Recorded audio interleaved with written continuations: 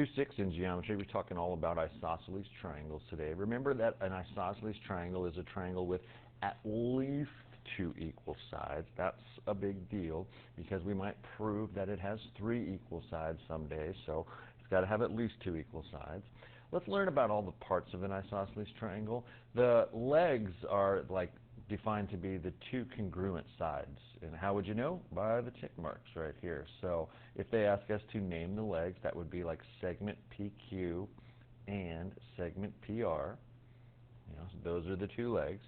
The vertex, though, that's sort of like a big deal. It is a point, right, where the two congruent sides touch each other. So you can see those two pink sides touch at that green point, P, which we also don't need to put the word point in. It's got to be just a capital letter. The base is a side that is across from the vertex, right? So here's the vertex. This is a side right here in orange, right? So sides have to be segments. So the base of this triangle is segment QR. Please do not assume that the base has to be on the bottom. Like I could draw an isosceles triangle right here, and this dude right here is the vertex, and this guy is the base, so it doesn't have to be on the bottom. And then when it comes to the vertex angle, he's just an angle like across from the base. Since P is the vertex, it's angle P for the vertex angle.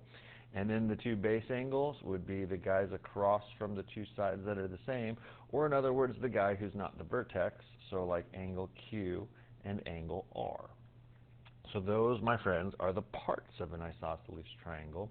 But then we get this little big guy right here. That's something that we're going to use in proofs called the isosceles triangle base angle theorem.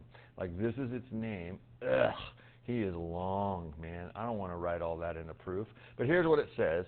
It says if a triangle is isosceles, right? So we are given the fact that it's an isosceles triangle, then its base angles are congruent. So how we will abbreviate that in a proof, instead of totally writing down isosceles triangle base angle theorem, is we have to be given an isosceles triangle. So we'll abbreviate isosceles like this, and we'll use our triangle symbol. Then I want to leave a little space right here for a new symbol that's going to come here. But don't we prove eventually, so leave a little space, that we have the base angles congruent. If you just kind of check out what I have right here, they gave me an isosceles triangle in blue, and that will prove that the base angles are congruent. There's a fancy symbol for prove. It looks like an equal sign with an arrowhead on it, and you say that out loud as implies. And it basically means that you're proving it. Like isosceles triangles prove that the base angles should be the same. But we just say it out loud as implies. So isosceles triangle imply base angles congruent. And if you were in class, I made you say this 3 times out loud, so you might want to try that at home. Isosceles triangle imply base angles congruent. Then to find the value of x in these guys, well, it depends on what they give me. And would you believe they give me this triangle, and you see it's got 2 sides the same, right? So since they're giving me the fact that I have sides the same, which, by the way, is the definition of an isosceles triangle, that I have it, right? They say find the value of x. Well, here's something that's true. Since this is an isosceles triangle, the vertex would be P, right? Because isn't that where the 2 sides of the same touch? So then, boom, boom. Those 2 guys should be the same. So the reason why I know that is because isosceles triangles imply base angles congruent to each other. And if you say that to yourself when you write it down, it'll be easier and easier and easier to get correct. So check this out. Since those arc marks means they're the same, if this is 2x, this should be 2x.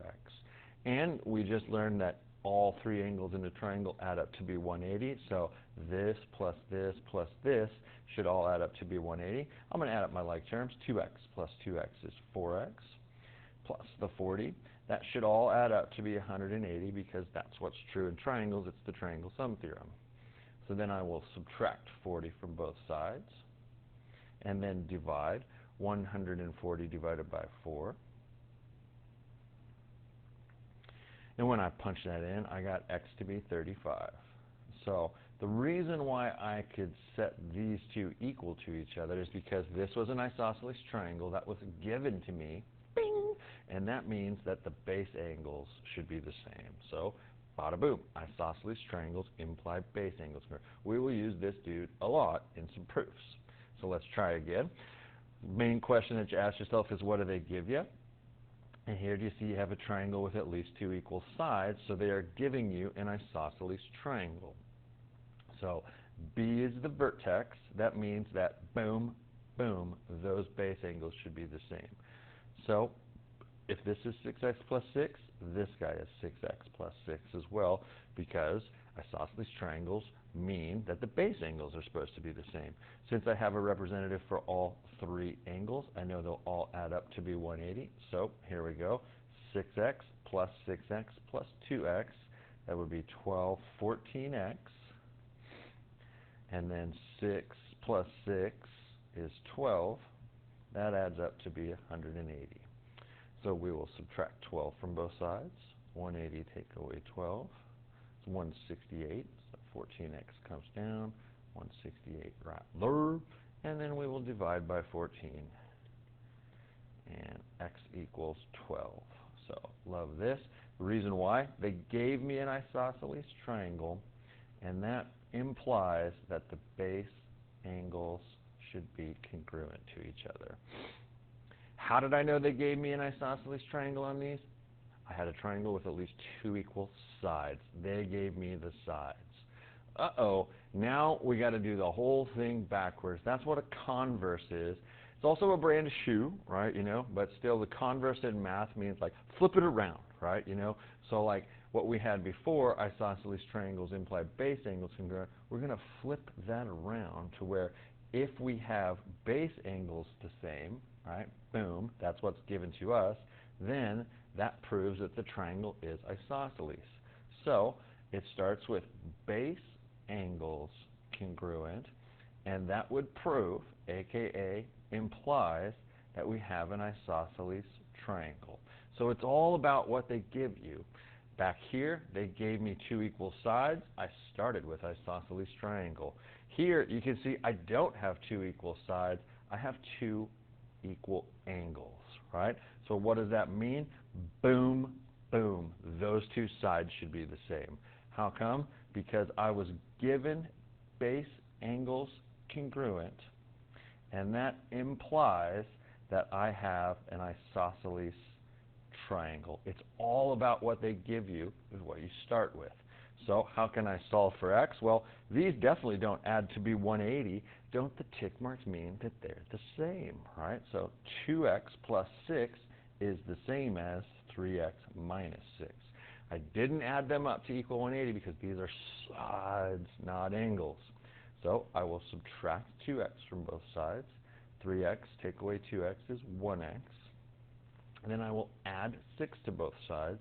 6 plus 6 is 12, and x equals 12. I guess we can put just a 12 in there. That's because they gave me the base angles congruent first, and that implied that we have an isosceles triangle. So here, yep, I got all three sets of angles the same, right? But it's still, these two are the same, so these guys across from it have to be the same as well. So I'll put my tick marks on there, bada boom, and I can say 6x minus 5 should equal 5x. And then, kind of weird when the only thing over here is just 5x, so I'm going to actually move this 6x over. So if I subtract 6x from both sides, just kind of showing the baby steps right here, a negative 5 comes down, and then 5x take away 6x is a negative 1x in that case. Don't really care what negative x is, so I'm going to divide both sides by negative 1, and x turns out to be 5 in that. So why? That's because of what they gave me is that the base angles are congruent, and that implied that I have an isosceles triangle in that case. So let's do a proof, and I want to change what they wanted to prove, right? So like cross that out, right? We're going to totally cross that out, and then we will change it to be triangle ABC is isosceles with vertex B, right? So I'll make that bigger so you can actually see it.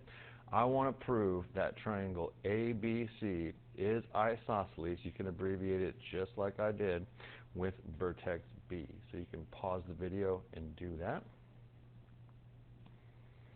Cool. So let's start with our given. We will read the given, write the given, look for vocab words. It says angle 1 is congruent to angle 2. So that's given to me. No vocab words. We don't have any midpoints, any bisectors. And now a vocab word that could be possible is like an isosceles triangle. Yeah, they mention it, but it's not given to me, right? I had angle 1 congruent to angle 2. So all I do is I go mark it. Angle 1, the same as angle 2. Boom. Well, here's what they want me to prove, bro. They want me to prove that this like orange triangle is isosceles. And there's two ways to do that. I can either get some sides the same, or I could get some angles the same. And here's how I'm sniffing this out. What have we already talked about, sides or angles? We've already talked about angles, right? So let's see if I could get like maybe angle 1 the same as angle 3 in this case. Well, I already have 1 the same as 2. So since I want to like kind of get 3 involved here, I look to my picture and I see, aha, look at those bad boys. Aren't angle 3 and angle 2 like totally vertical angles? So I could say angle 3 is congruent to angle 2 by the vertical angle theorem. That's nice. Then I go mark it, boom, and check it out. What I was trying to get was like 1 the same as 3, so this orange dude right here could have like some angles the same in it. So the way I could do that is I've got some stuff in common right here, so peace out Girl Scout to those, and I've got angle 1 congruent to angle 3. The tricky part is, why can I cross out what's in common and write the leftovers congruent to each other? Well, we know that. That's the transitive property of congruence, right? But what was the point of doing that is because now, bro, I got some base angles the same. And check it out, if the base angles are the same, doesn't that prove that I have an isosceles triangle? So I can do this.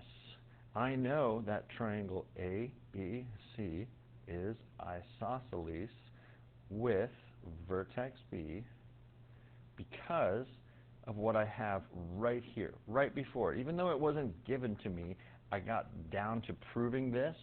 I proved that those base angles are congruent. And that implies that I have an isosceles triangle. Weird, right? So we had to use the transitive property to help get me to where I wanted to, man. So let us know if you have any questions. We will definitely help you with some proofs, but it's all about what is given to you on these. If they gave you base angles the same, start with that. If they gave you some sides the same, start with that. And then when you get to a big proof like this, it's about what you got down to. You got down to some base angles the same, so that's why I started with that dude.